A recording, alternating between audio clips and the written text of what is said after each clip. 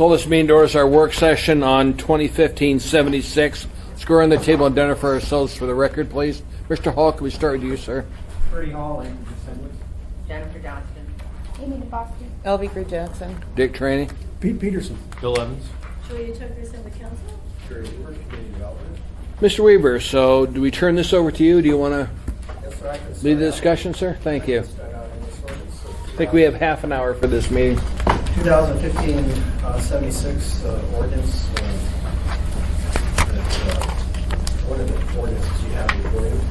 What I've given you here for this particular ordinance is a short memorandum for myself, dated July 10th. Got a PowerPoint of 36 tested sites. That's your colored graphic. They've got the ordinance itself.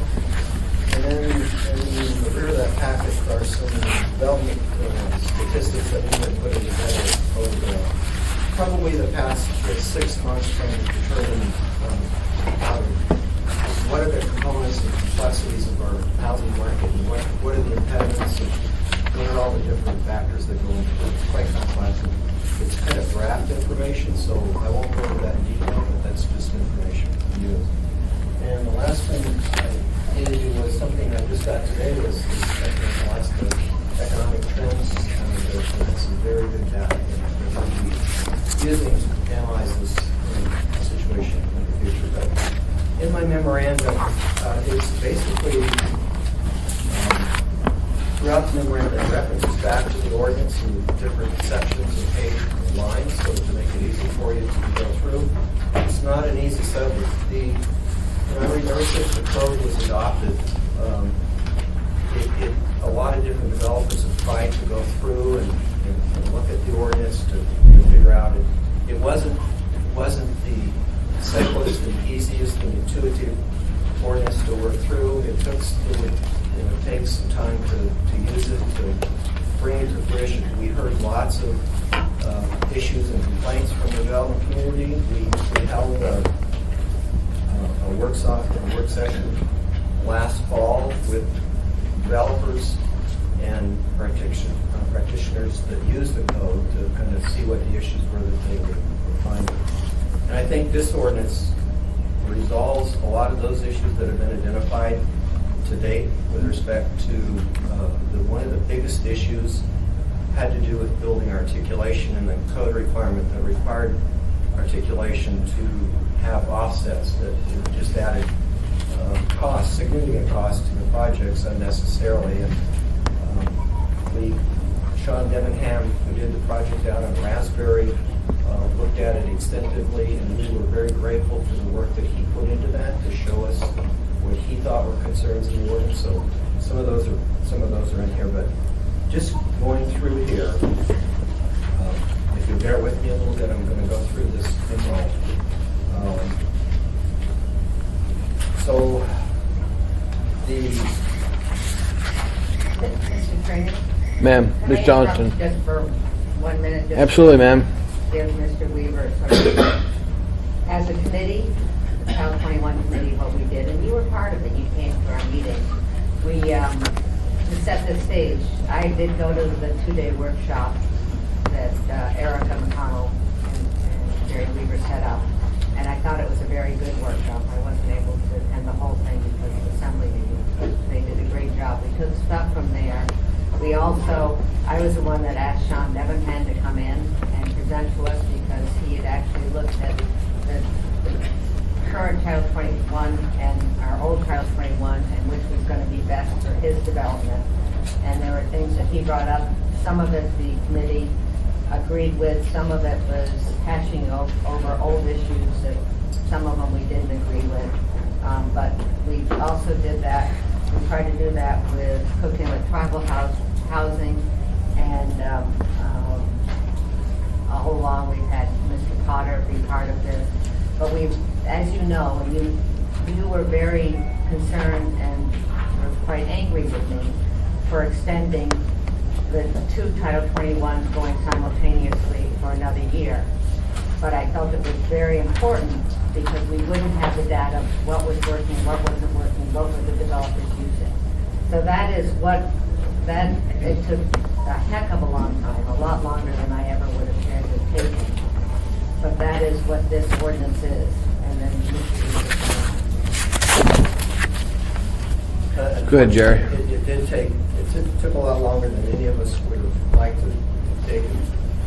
Initially, we had a provision in there that Would you allowed tell them next door to shut that damn radio staff off? to bring these issues forward in an expedited way. Sorry. But that was removed, so the public process was kind of left in place, and that's a process that we had to use. But I'm also going to suggest in the ordinance that either the ordinances that we're looking at, that perhaps we look at putting a provision back in there that allows that to occur in the future.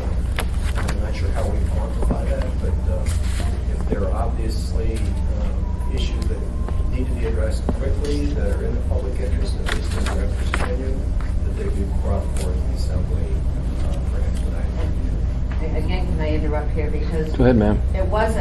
it isn't in code, we just set that as a policy. So at any time, I think the current chair of Title 21 and the department, if there are things that need to be expedited, you could be doing that through the assembly. We just felt, as you know, Title 21 has a lot of intense public interest, and we felt that we were going to keep it in the public, the planning and zoning and assembly. But your current Title 21 chair, and you can still have it go directly to the assembly. The ordinance is complex, and looking through the additions, the deletions, and it's very challenging. So I'm going to try to summarize it short and brief form for you. And the proposed ordinance combines the sections of design standards and multifamily developments and design standards for townhouse developments. So to push those standards back into one state, one place, it will allow more flexibility in both areas to use those standards. It consolidates the length of the sections of 2107-110 from 19 to 11 subsections. The remaining choices and requirements in place are simplified, clarified, made more flexible, less prescriptive, and less subject to discretionary review, while implementing the comprehensive plan strategies and policies while retaining the minimum standards to raise the maximum threshold for new developments to fit multifamily townhouse infill developments in existing neighborhoods. So that's really the meat of it. The multifamily design standards, there are menu in there that have been altered. There, you can see through this graphic of all these tested sites of how the majority of them meet those menu choices. There are a few in there that don't meet those menu choices, and you should look at them because they show you that what you would like to not see. It doesn't take a lot to move it to conformity for one or two more choices, whether it's window placement or fluid articulation of sort, that those projects can come forward to meet the requirements of the code. We have looked at real projects. Tyler's here today. Could they look at process projects? Under the new code, we have issues with a senior housing project that they did for Crystal Estates in Milton. So some of the ordinance changes that are in here are reflective of those issues that came up during that review. There's another project in East Lane Creek, the townhomes that are being built there south of Claire Meyer, that there are other issues that were raised that we addressed through the ordinance. Other than the multi-family standards, the open space standards were modified and changed. The Assembly Subcommittee had certain recommendations to modify those standards on using the open space areas for snow storage. We have suggestion that perhaps half of that be used. So we're in total agreement with this ordinance. It was done in collaboration with the community, the subcommittee, and staff, tested, and in my opinion, I think this moves us forward to where the majority of the issues have been addressed. Other people, talked to Mr. Potter yesterday about cases that real projects that they've been looking at, both City View and Country Lane Estates. Those projects haven't been developed.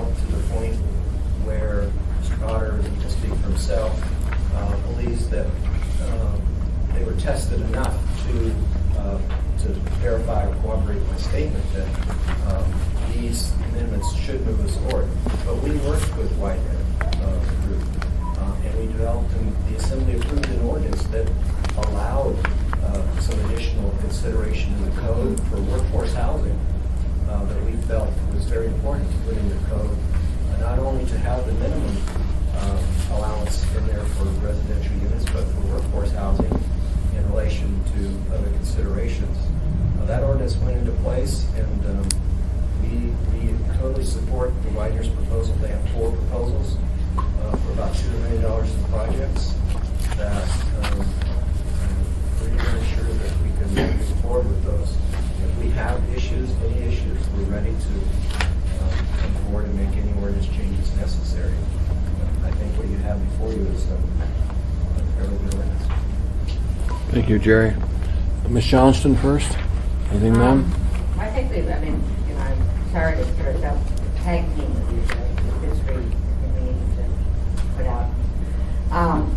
There are still some changes that need to be made, but I think we have to be careful. There's a couple with Title 21, you either just scrap the whole thing because it went from this size to that size,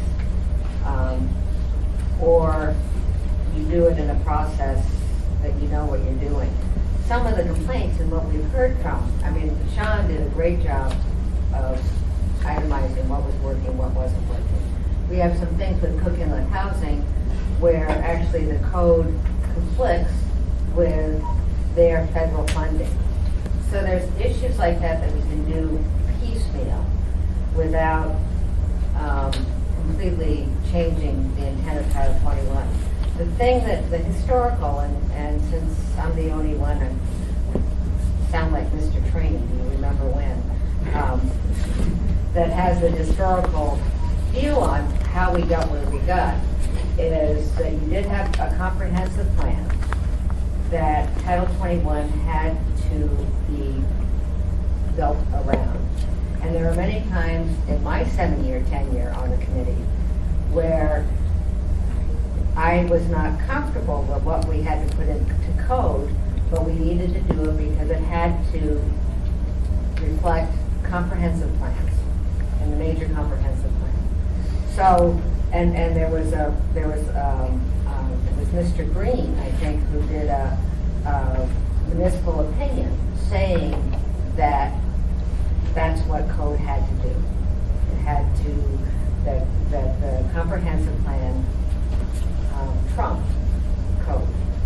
So with the comprehensive plan, you had an interest in solving a lot of the problems of the 80s.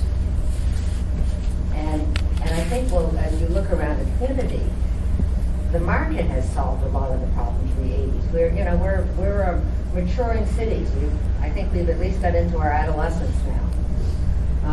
And so some of the problems that the comprehensive plan was trying to solve maybe aren't necessarily as noteworthy as they were.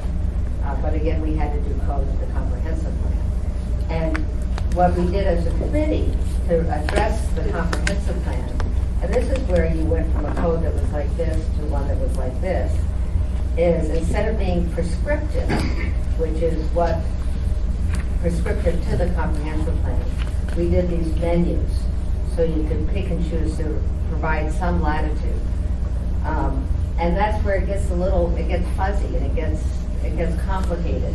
But we felt at least we needed to give the developers and the builders some, because when I was sitting in the committee, I had visions of a whole city looking cookie cutter.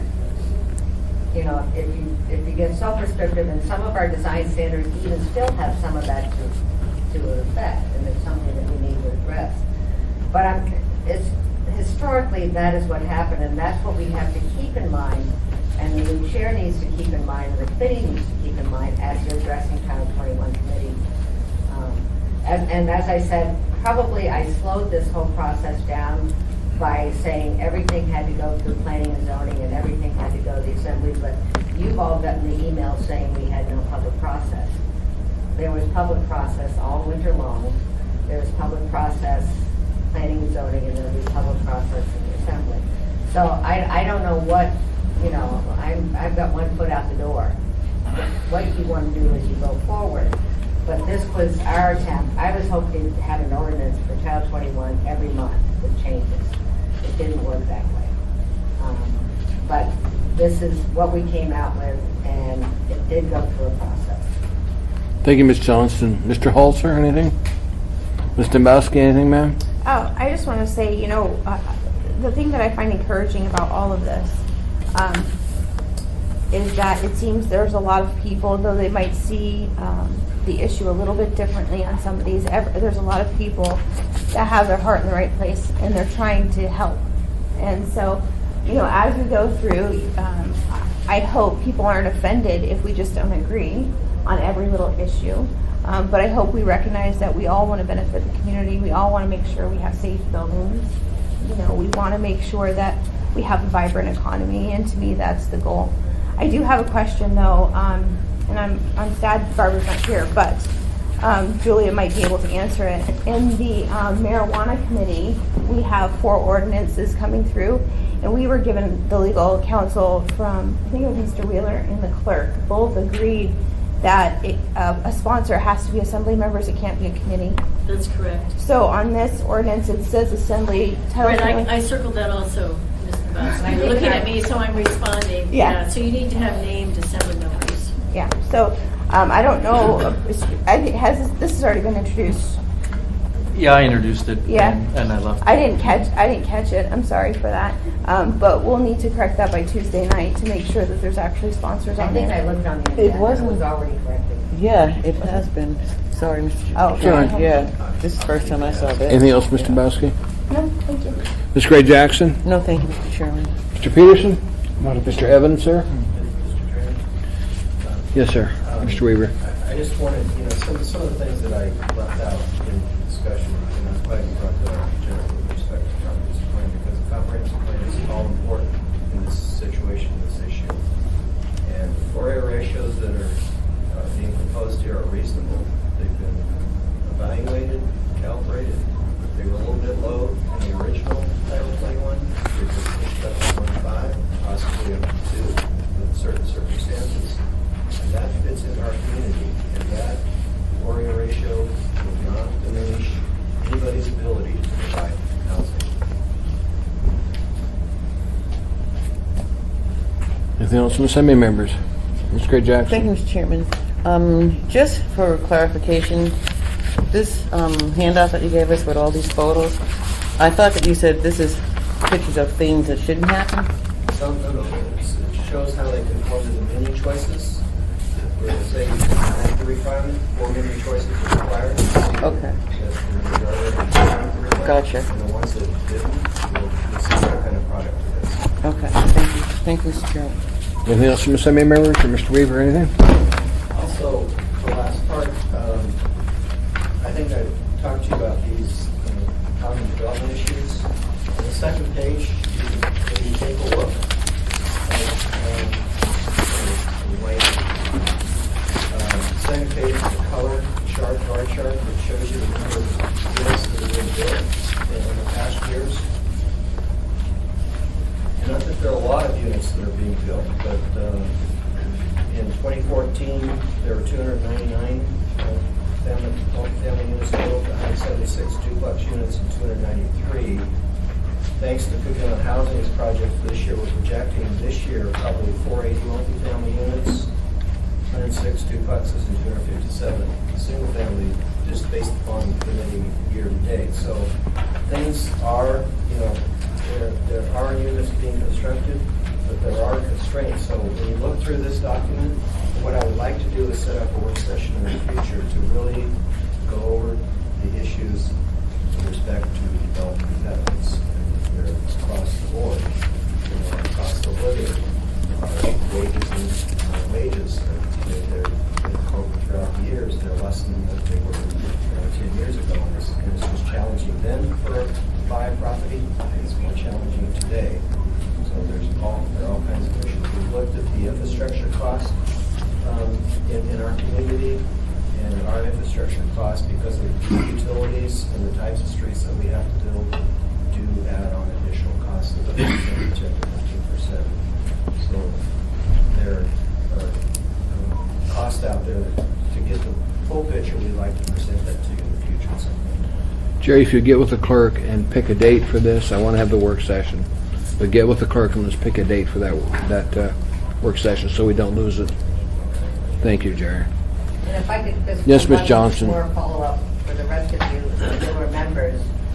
The comprehensive plan now is quite old. And, this process took way, way too long. But between the land use map, and what's the current status of the land use map? It's really going well, I can tell you that, because the Title 21 subcommittee.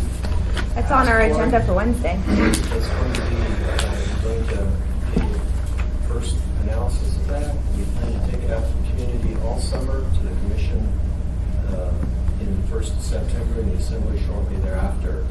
And we're quite excited about that. A lot of, we looked at the housing study, the commercial study, industrial study. We had, the industrial study just got finished to be able to put all that together. The actual utilization of the properties that we have there and the potential utilization of all those properties in the future with respect to their zoning districts. We have enough in the right place to be able to accommodate that. And we looked at the transit corridors. You're going to see transit corridor shown on the comprehensive plan. You're going to see some densification behind those corridors to basically make the commercial work. The commercial is going to have to be a little bit deeper, but it's going to have some higher density behind it. That's not going to, we surgically looked at that so it doesn't impact the existing established neighborhoods.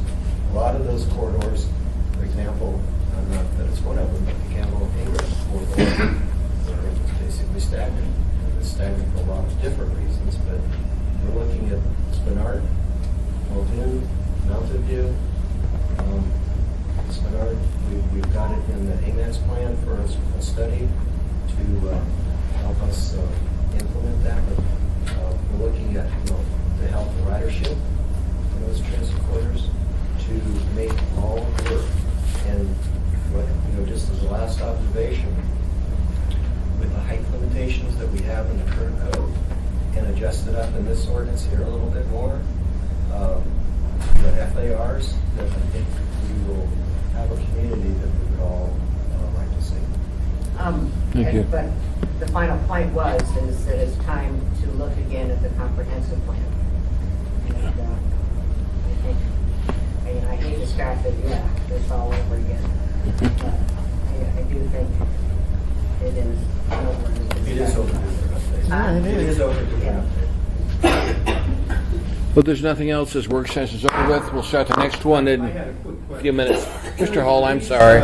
In this graph, are these actually permitted projects? Those are projected throughout the end of the year. Those are the first for 15 are projected throughout the end of the year based upon current bidding activity. So I wouldn't take those as gospel. That first in 2015, we've had quite a few bids across the board for multifamily, single-family, duplex. That's what it was. It was a major earthquake. Okay, the next one will start in a few minutes at 2:30. It'll be an hour-long meeting. Shorter if we don't need to occupy that much time.